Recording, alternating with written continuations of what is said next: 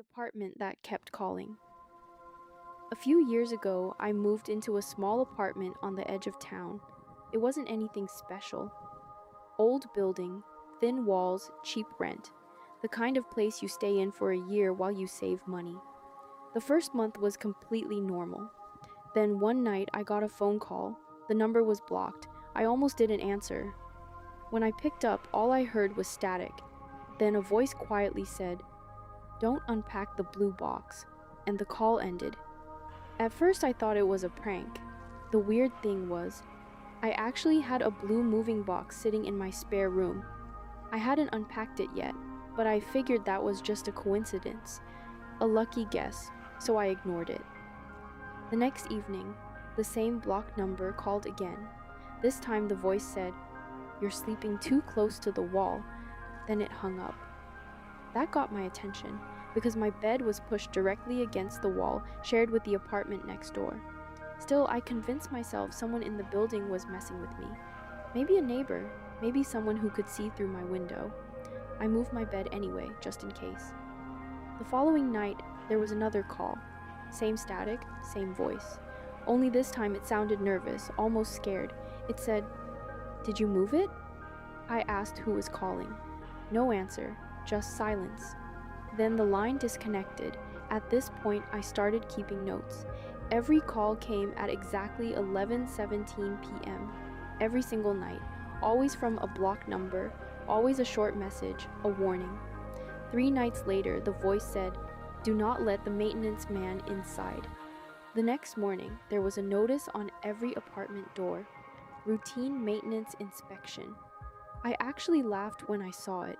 The timing was impossible. But now I was curious, so when the maintenance worker knocked, I told him I'd reschedule. He looked annoyed but left. That night, the voice called again. For the first time, it sounded relieved. It said, "Good." Then the line went dead. I barely slept. The next day, I decided to visit the building office. I wanted to ask about previous tenants. The manager looked through some records. Then she paused. She asked why I wanted to know. I explained the phone calls. The manager's expression changed immediately. She asked which apartment I lived in. When I told her the number, she went quiet. Then she said something strange. The last tenant moved out suddenly. I asked why. She said she didn't know. He just left most of his belongings and disappeared. No forwarding address, no explanation. Nothing. That night, I got another call. 11:17 p.m. exactly. But this time the voice wasn't whispering.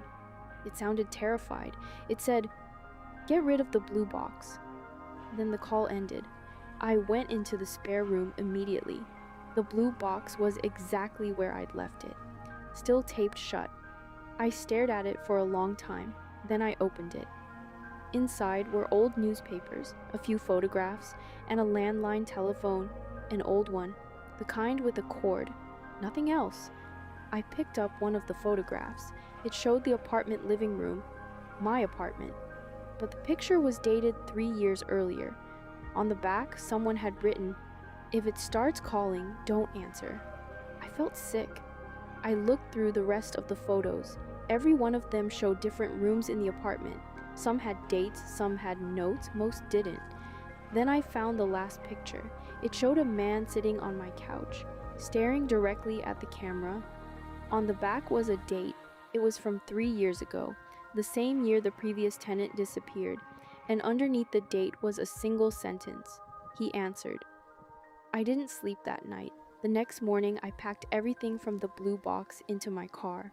I drove to a storage unit across town and left it there. That evening, 11:17 p.m. came and went. No call. For the first time in weeks, I thought it was over. Then my phone buzzed, a voicemail notification. No missed call, just a voicemail. I played it, static. Then the same voice, calm this time, almost disappointed. It said, "Now it's your turn to leave it behind." I've never received another call, but every year around the date I moved in, I get an email from an address that doesn't exist anymore. The subject line is always the same. Has anyone answered yet? If you made it this far, you already know that was crazy. Subscribe for more.